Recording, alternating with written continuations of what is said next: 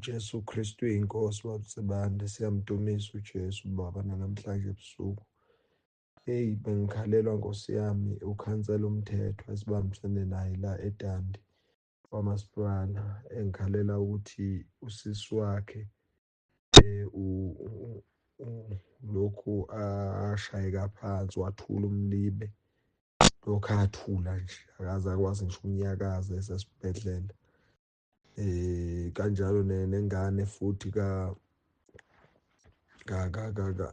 umzukulwana wakhe usesibhedlela, ukuthuna embobo enhlizweni, ekhushukelwe naye i-BP iko-150, kodwa ngamsendela baseRoma 10:9 namhlanje nje, I think beko-8, sathandaza. Hawu, noma wengane wathandaza uRoma 10:9, njengoba seletha lobufakazi kuJesu, ingane isiphapheme, uma udadewabo sephapheme. Hawu, i-BP yengane isiyehle ngendlela emangalisayo.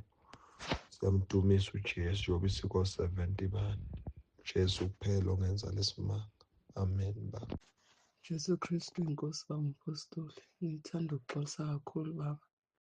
Nami ngingomunye obeyibhala ngama-small letters igama elithi uJesu Kristu inkosi, ngokukhulu ukunganaki nokungaqapheli.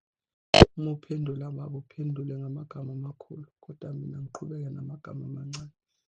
Ngicela uxolo kakhulu Baba kuwe nabo uNkulunkulu, inkosi engithethelele ngokunganaki nokungaqapheli bengikwenza.